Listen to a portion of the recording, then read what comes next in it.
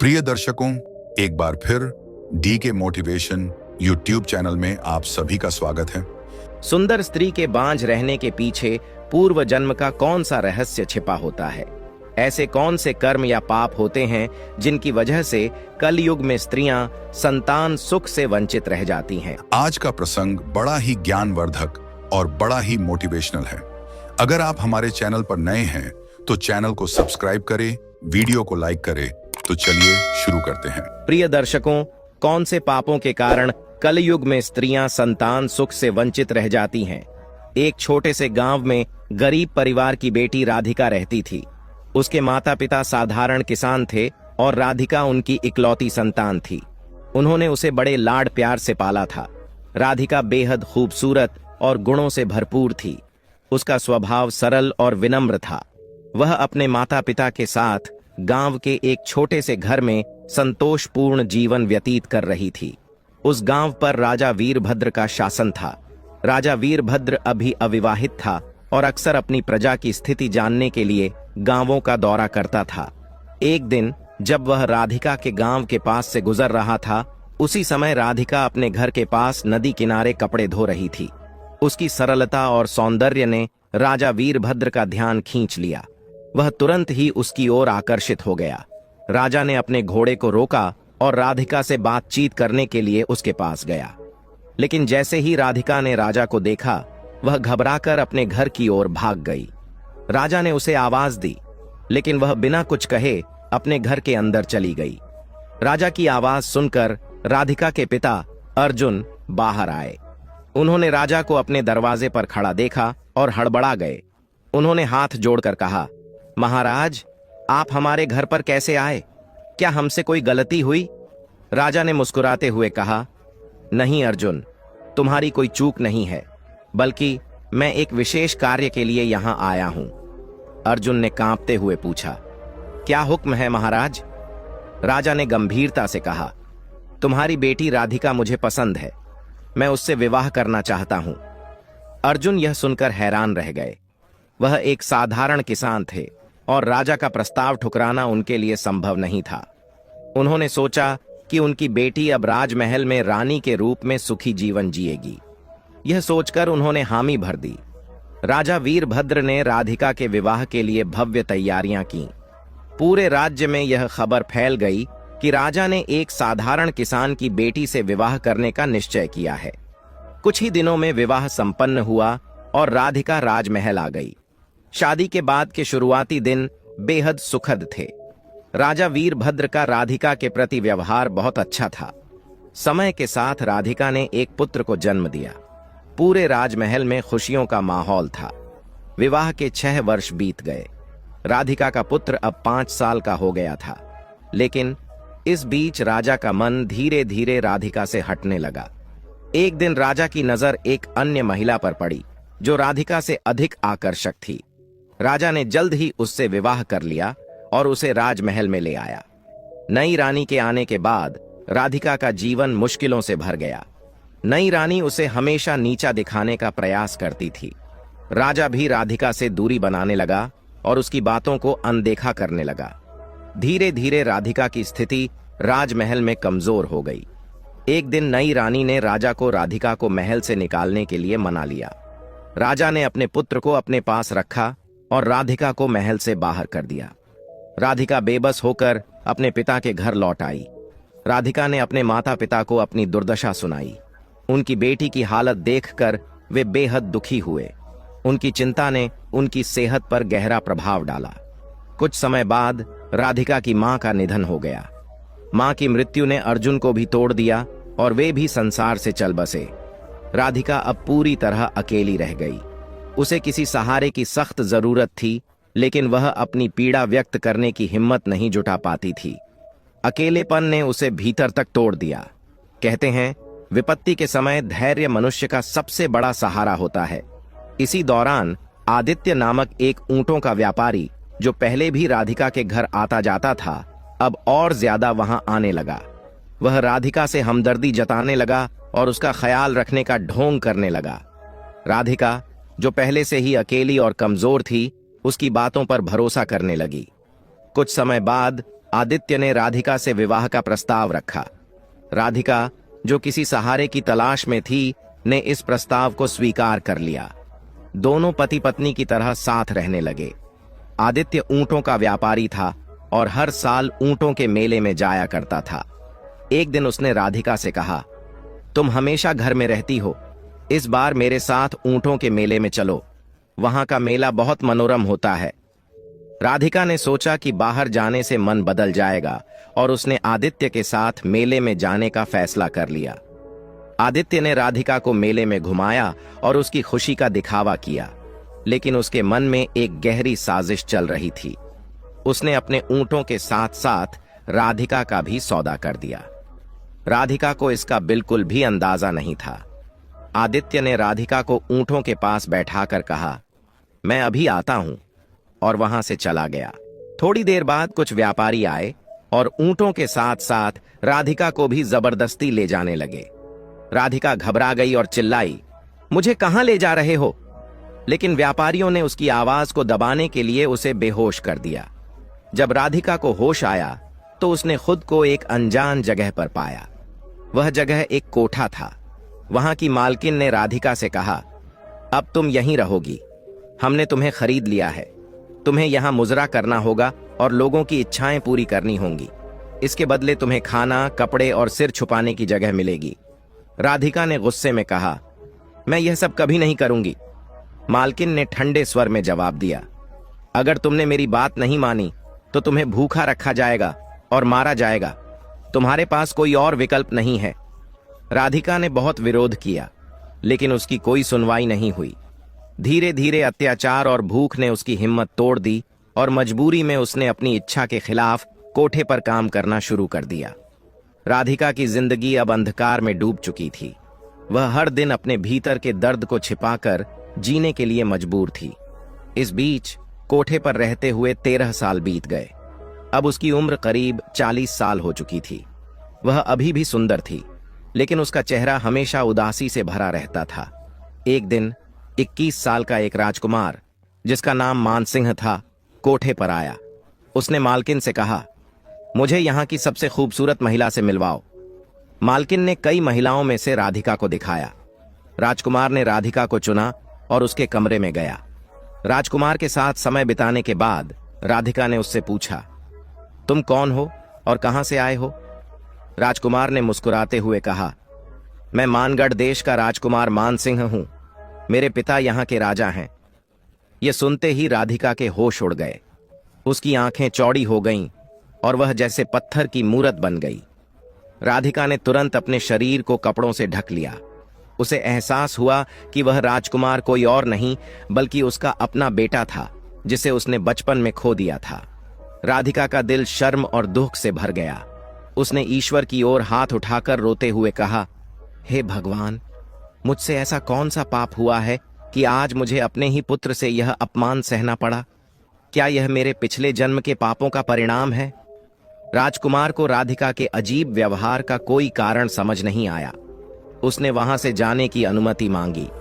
राधिका ने धीमी आवाज में कहा, तुम जा सकते हो। राजकुमार के जाने के बाद राधिका फूट फूट कर रोने लगी। वह खुद से सवाल करने लगी, मैंने ऐसा कौन सा पाप किया है कि मेरी जिंदगी में केवल कष्ट और अपमान ही आए? कहते हैं दोस्तों, कर्म चाहे अच्छे हों या बुरे, वे अपना फल जरूर देते हैं। इसलिए हमेशा अच्छे कर्म करने चाहिए। राजकुमार मानसिंह से मिलकर राधिका के जीवन में एक और गहरा घाव जुड़ गया। वह कमरे में अकेली बैठी रही और उसकी आंखों से आंसू रुकने का नाम नहीं ले रहे थे। उसने अपना सिर दीवार से मारा और रोते रोते थक गई। थोड़ी देर बाद कोठे की मालकिन उसे देखने आई। उसने सोचा कि शायद राजकुमार राधिका को कोई बहुमूल्य उपहार देकर गया होगा, लेकिन जब वह कमरे में पहुंची तो उसने राधिका को बेहद उदास और रोते हुए पाया। मालकिन ने पूछा, क्या हुआ राधिका? आज तो राजकुमार आया था, तुम्हें खुशी होनी चाहिए। क्या उसने तुम्हें कोई उपहार नहीं दिया? राधिका ने रोते हुए कहा, हाँ, उसने उपहार दिया है, लेकिन ऐसा जख्म दिया है जो कभी नहीं भर सकेगा। यह घाव मेरे जीते जी मेरे साथ रहेगा। मालकिन हैरान होकर बोली, ऐसा क्या हुआ है? मुझे बताओ। राधिका ने थोड़ा संकोच किया, लेकिन फिर धीरे धीरे अपनी पूरी कहानी मालकिन को सुनाई। उसने बताया कि राजकुमार मानसिंह कोई और नहीं बल्कि उसका अपना बेटा था, जिसे वह बचपन में छोड़ आई थी। आज उसी बेटे ने अनजाने में उसे अपमानित कर दिया। मालकिन यह सुनकर चकित रह गई और बोली, यह मैंने कभी नहीं सुना। तुम्हारे साथ बहुत बड़ा अन्याय हुआ है। मैं तुम्हें यहां रहने के लिए मजबूर नहीं करूंगी। राधिका ने मालकिन से गिड़गिड़ाते हुए कहा, मालकिन, मुझे यहां से जाने दीजिए। मैं कोई छोटा मोटा काम करके अपनी जिंदगी जी लूंगी, लेकिन अब मैं यहां नहीं रह सकती। मालकिन ने कुछ देर सोचा और कहा, तुमने यहां रहकर बहुत कष्ट झेले हैं और मेरे लिए बहुत पैसा भी कमाया है। जितने पैसों में मैंने तुम्हें खरीदा था, तुमने उससे कई गुना ज्यादा मुझे कमाई दी है। और आज जो तुम्हारे साथ हुआ, उसने मुझे अंदर तक हिलाकर रख दिया है। तुम अब आजाद हो, तुम जहां चाहो जा सकती हो। अगर कभी मेरी जरूरत पड़े तो मुझे याद करना। राधिका ने मालकिन के पैरों में गिरकर धन्यवाद दिया और कहा, अब मुझे और क्या कष्ट झेलने हैं, यह जानने के लिए ही मैं जिंदा हूं। मैं हार नहीं मानूंगी। राधिका कोठे से बाहर निकल आई। उसके पास ना तो रहने का कोई ठिकाना था और न ही खाने का कोई साधन। वह कुछ दिनों तक सड़कों पर भटकती रही। भूख और प्यास से बेहाल होकर एक दिन वह एक नीम के पेड़ के नीचे जाकर लेट गई। उसकी हालत इतनी खराब हो गई थी कि गली के कुत्ते उसके पास आकर उसका चेहरा चाटने लगे, लेकिन राधिका को इसका कोई एहसास नहीं था। उसी समय एक दयालु महिला जो दूध और छाछ बेचती थी, वहां से गुजर रही थी। जब उसने राधिका को इस हालत में देखा तो उसके दिल में दया आ गई। उसने कुत्तों को भगाया और राधिका को उठाया। उसने पूछा, तुम कौन हो बहन? तुम्हारी ऐसी हालत कैसे हो गई? लेकिन राधिका का गला सूख चुका था। वह कुछ बोल नहीं पाई। महिला ने तुरंत अपना गिलास निकाला और उसमें दूध भरकर राधिका को पिलाया। राधिका ने थोड़ा दूध पिया और कुछ दूध उसके मुंह से बाहर गिर गया। महिला ने कहा, तुम मेरे साथ चलो, मेरे घर आओ, वहां नहाओ, खाओ और आराम करो। तुम इस हालत में यहां नहीं रह सकती। राधिका ने कोई प्रतिक्रिया नहीं दी, लेकिन महिला ने उसे सहारा देकर अपने घर ले जाने का फैसला किया। महिला ने राधिका को अपने घर लाकर उसे नहलाया, अच्छे कपड़े पहनाए और खाना खिलाया। धीरे धीरे राधिका को होश आया। महिला ने प्यार से पूछा, बहन, अब बताओ, तुम कौन हो और तुम्हारे साथ क्या हुआ? राधिका ने सिर झुका लिया और वह अपनी पूरी कहानी बताने से हिचकिचा रही थी, लेकिन महिला के प्यार और सहानुभूति ने उसका मन खोल दिया और उसने अपनी जिंदगी के सारे दुख महिला को सुना दिए। महिला की आंखों में आंसू आ गए और उसने कहा, तुम मेरी बहन हो। मेरा पति अब इस दुनिया में नहीं है और मैं अपने बेटे के साथ अकेली रहती हूं। तुम मेरे साथ रहो, हम मिलकर अपना जीवन काटेंगे। राधिका ने कहा, मैं तुम्हारे लिए बोझ नहीं बनना चाहती। मेरे जीवन के कांटे तुम्हें भी चुभ सकते हैं। मैं अकेले ही ठीक हूं।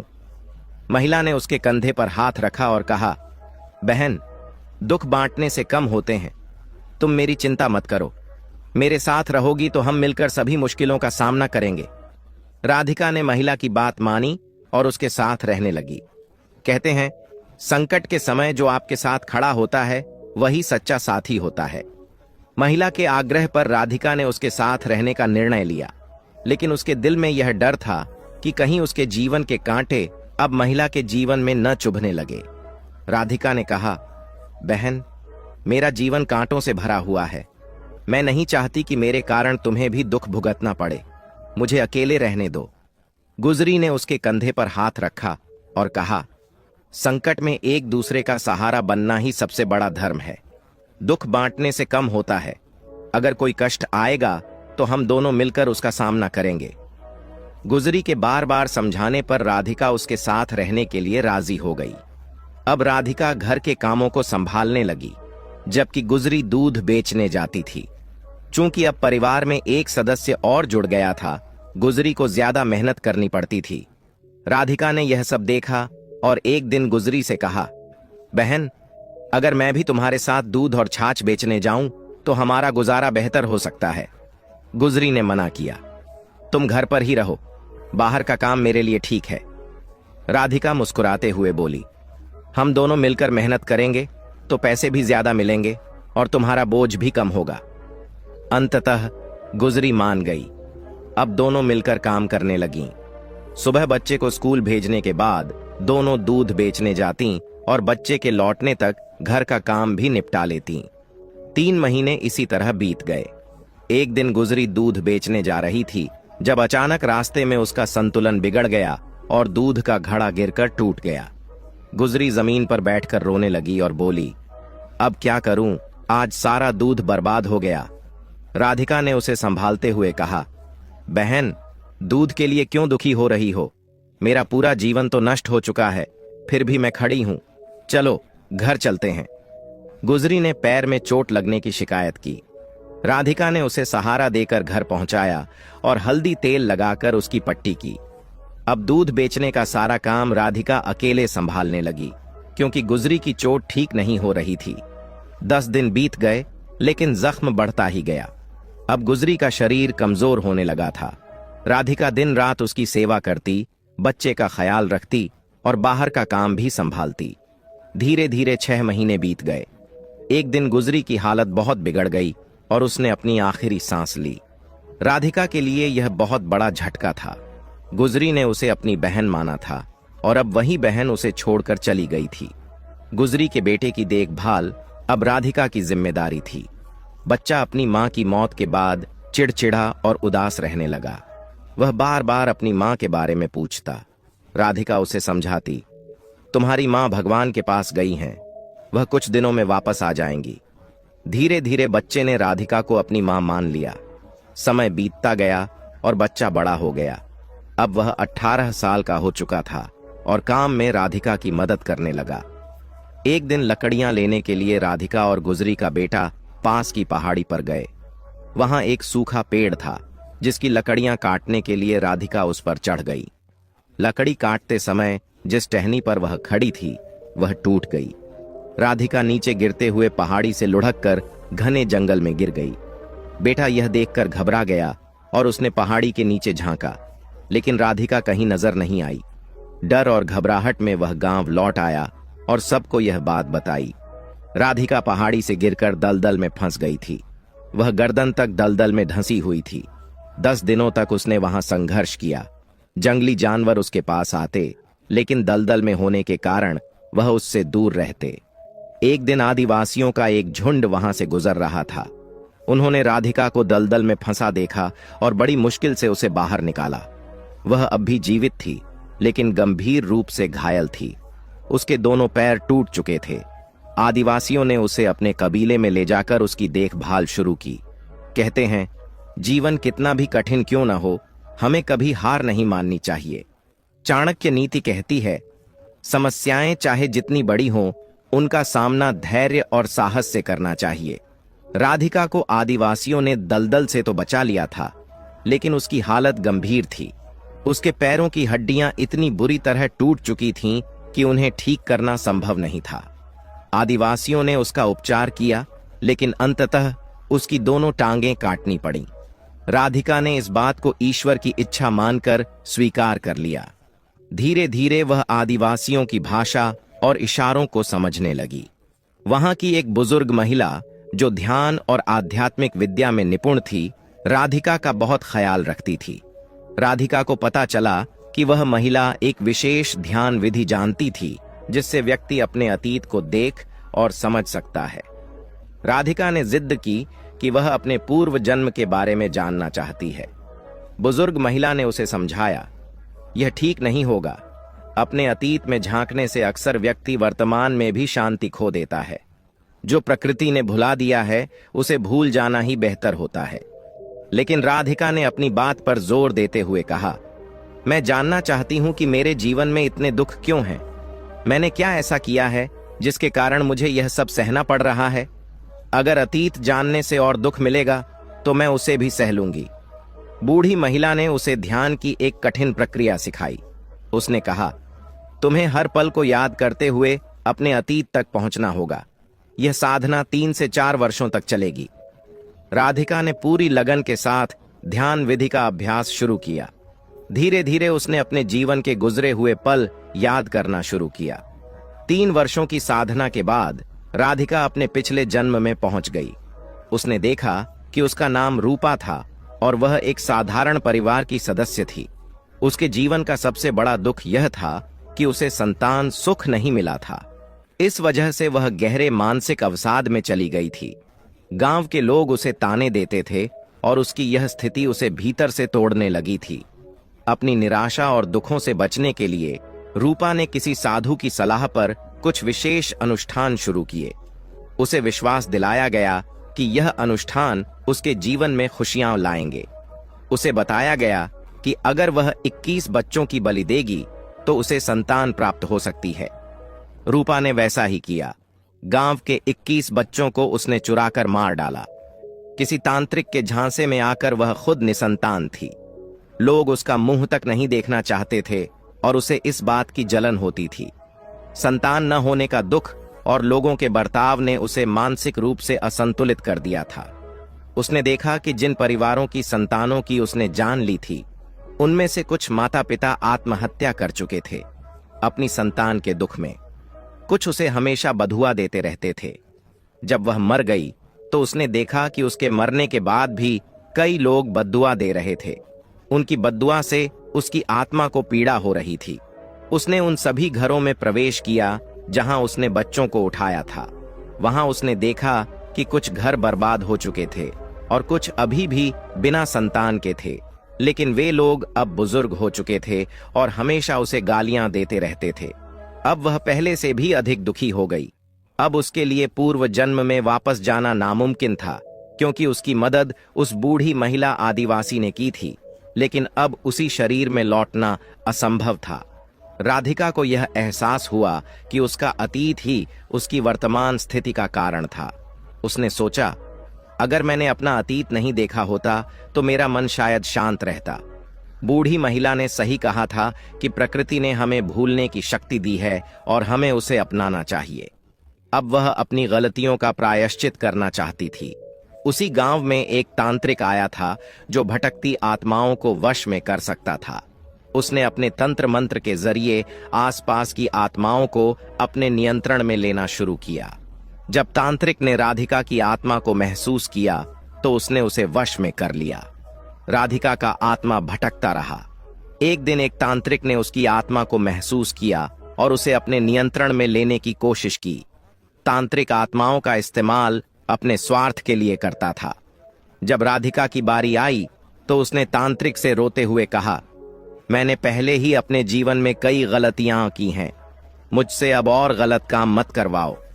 राधिका ने अपनी पूरी कहानी तांत्रिक को बता दी और उससे प्रार्थना की, मुझे यहां से मुक्त कर दो और मेरे शरीर में वापस जाने का कोई तरीका बताओ।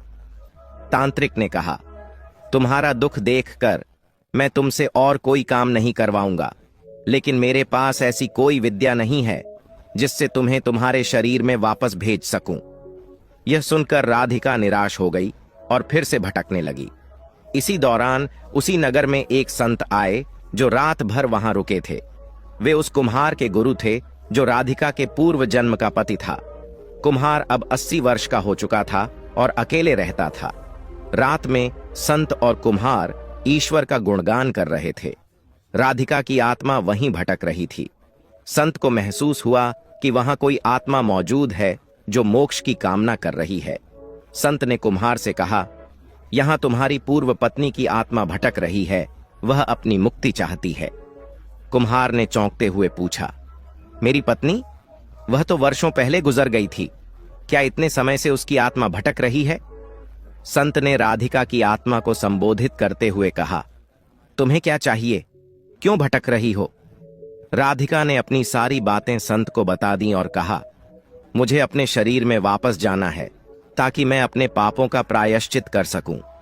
संत ने कहा, तुम्हें मेरे साथ मेरे आश्रम चलना होगा, जहां हर रोज भजन कीर्तन होता है। ईश्वर के नाम के माध्यम से तुम अपने शरीर में लौटने का मार्ग ढूंढ सकती हो। राधिका ने संत की बात मानी और उनके साथ आश्रम चली गई। आश्रम में हर दिन राधिका ईश्वर का भजन करती, ध्यान लगाती और प्रार्थना करती। धीरे धीरे उसे महसूस होने लगा कि वह अपने शरीर की ओर लौट रही है। उसने यह बात संत को बताई। संत ने कहा, तुम अपने शरीर में वापस लौट सकती हो, लेकिन तुम्हारे पाप तभी खत्म होंगे जब तुम 21 लोगों की मदद करोगी और उनके जीवन को बेहतर बनाओगी। यही तुम्हारे लिए मुक्ति का मार्ग है। संत के आशीर्वाद से राधिका अपने शरीर में लौट आई। जब उसने आंखें खोलीं तो उसका शरीर बहुत कमजोर और घायल था। उसकी त्वचा पर चींटियों ने घाव कर दिए थे, लेकिन आदिवासियों ने उसके शरीर को हाथ नहीं लगाया था, क्योंकि वे जानते थे कि वह ध्यान की अवस्था में थी। आदिवासियों ने उसकी मरहम पट्टी की और उसे खाना खिलाया। धीरे धीरे राधिका होश में आई। सबसे पहले उसने उस बुजुर्ग महिला के बारे में पूछा जो उसकी देखभाल करती थी। आदिवासियों ने कहा कि वह महिला 1.5 साल पहले गुजर गई थी। उसने तुम्हारे लिए हर संभव प्रयास किया था। यह सुनकर राधिका का दिल भर आया। उसने आदिवासियों को अपनी पूरी कहानी सुनाई। 7 साल बाद अपने शरीर में लौटने के बाद राधिका ने यह समझ लिया कि अब उसे अपने पापों का प्रायश्चित करना है। वह चलने फिरने में असमर्थ थी, लेकिन उसने हार नहीं मानी। घुटनों के बल चलते हुए उसने दूसरों की सहायता करने का संकल्प लिया। उसने सोचा, ईश्वर ने मुझे एक और मौका दिया है, मैं इसे व्यर्थ नहीं जाने दूंगी। राधिका ने जंगल में भटकते हुए कई कठिनाइयों का सामना किया। उसके शरीर में घाव थे और वह दोनों पैरों से लाचार थी, लेकिन घुटनों के बल चलने को मजबूर थी। फिर भी उसने साहस नहीं खोया। उसने ठान लिया था कि वह अपने पापों का प्रायश्चित करेगी और 21 जिंदगियां बचाने का अपना उद्देश्य पूरा करेगी। एक दिन जंगल में चलते हुए राधिका ने देखा कि एक सांप कांटों में फंसा हुआ है। कांटे उसकी त्वचा में गहरे चुभ गए थे, जिससे वह असहाय और दर्द से तड़प रहा था। राधिका ने सोचा कि वह इस सांप की मदद कर सकती है। सांप ने जैसे ही राधिका को अपनी ओर आते देखा, उसने फन उठाकर फुफकारना शुरू कर दिया। राधिका डर गई, लेकिन फिर भी उसने साहस दिखाया। उसने पास पड़े एक लंबे डंडे से धीरे धीरे सांप को कांटों से बाहर निकालने की कोशिश की। सांप पहले बहुत गुस्से में था, लेकिन धीरे धीरे वह शांत हो गया।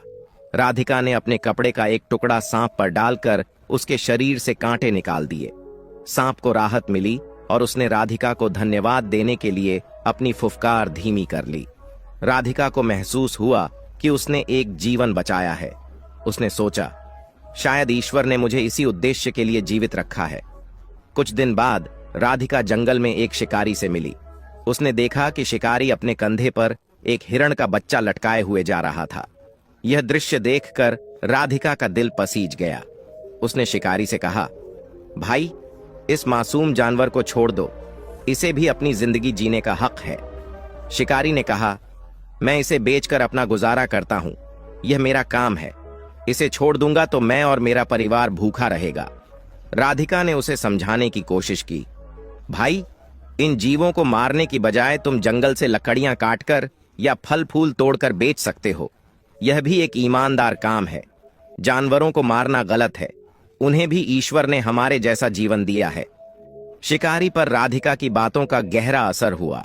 उसने हिरण के बच्चे को छोड़ दिया और वादा किया कि वह अब कभी किसी जानवर को नहीं मारेगा। राधिका बहुत खुश हुई। उसने सोचा, शायद अब इस शिकारी का जीवन बदल जाएगा और इसके साथ कई जानवरों की जिंदगी भी बच जाएगी। राधिका ने ठान लिया कि वह हर दिन जंगल में जाएगी और किसी जरूरतमंद की मदद करेगी। उसे पता था कि यही उसका प्रायश्चित है। राधिका ने जंगल में भटकते हुए यह संकल्प किया कि वह अब हर दुखी प्राणी की सहायता करेगी। एक दिन चलते चलते उसने देखा कि एक भेड़िया झाड़ियों में फंसा हुआ है। उसके पैरों में गहरे कांटे चुभे हुए थे। वह दर्द से कराह रहा था और लंबी आवाजें निकाल रहा था। राधिका पहले तो डर गई। वह भेड़िए से थोड़ी दूरी पर बैठ गई और उसे देखती रही। भेड़िया भी उसे देख रहा था। कुछ देर बाद भेड़िया अपनी आवाज को धीमा करते हुए उसकी तरफ देखने लगा, जैसे कह रहा हो, मुझे मदद चाहिए, मैं तुम्हें कोई नुकसान नहीं पहुंचाऊंगा। राधिका ने धीरे धीरे डर पर काबू पाया और भेड़िए के पास जाने का साहस किया। उसने अपने कांपते हाथों से उसके सिर पर धीरे से हाथ रखा। भेड़िया बिल्कुल शांत था। राधिका ने उसके पैरों से कांटे निकाले। भेड़िए को तुरंत आराम मिला। भेड़िया कुछ दूर चला, फिर वापस आया और राधिका के हाथ चाटने लगा। ऐसा लग रहा था जैसे वह अपनी भाषा में उसे धन्यवाद दे रहा हो। इसके बाद वह भेड़िया जंगल की ओर चला गया। यह घटना राधिका के लिए बहुत खास थी। उसने पहली बार महसूस किया कि जानवरों में भी भावना और प्रेम होता है। उसने सोचा, अगर मैं इन्हें थोड़ा सा सहारा दे सकती हूं तो क्यों न अपना जीवन इसी काम में लगाऊं। इसके बाद राधिका ने ठान लिया कि वह हर जीव की मदद करेगी, चाहे वह इंसान हो, जानवर हो या पेड़ पौधे। घुटनों के बल चलते हुए भी वह रोज जंगल में निकलती और जरूरतमंदों की सहायता करते हुए राधिका का यह प्रयास धीरे धीरे पूरे जंगल में प्रसिद्ध हो गया। जानवर और पक्षी अब उसके पास आकर रहते थे। वह अब सिर्फ एक इंसान नहीं रही थी, बल्कि जंगल का एक अभिन्न हिस्सा बन चुकी थी। राधिका की उम्र काफी बढ़ चुकी थी। उसका शरीर कमजोर हो गया था, लेकिन उसकी आत्मा में अडिग साहस और सच्चा प्रेम था। एक दिन वह नदी किनारे बैठी थी। मछलियां उसके पास आकर खेल रही थीं और पक्षी उसकी गोद में बैठे थे। राधिका ने सूरज की ओर देखते हुए अपने अंतिम समय को स्वीकार कर लिया। वह धीरे धीरे गिर पड़ी। आसपास की गिलहरी ने जब यह देखा तो उसने अपनी आवाज में सभी जानवरों और आदिवासियों को बुलाया। सभी ने मिलकर राधिका को विदाई दी। उसके शरीर को धरती में समर्पित किया गया। हर किसी ने प्रेम और श्रद्धा के साथ उसकी आत्मा की शांति के लिए प्रार्थना की। राधिका के जाने के बाद जंगल में चमत्कारी परिवर्तन हुए। पहले जहां सालों तक बारिश नहीं होती थी, अब हर साल वहां पर्याप्त बारिश होने लगी। नदी और तालाब पानी से भर गए। पेड़ पौधे हमेशा हरे भरे रहने लगे। सभी जीव और आदिवासी महसूस करते थे कि राधिका की आत्मा अब भी जंगल में मौजूद है। वह अपनी प्रेम और दयालुता के माध्यम से सभी के दिलों में जीवित थी।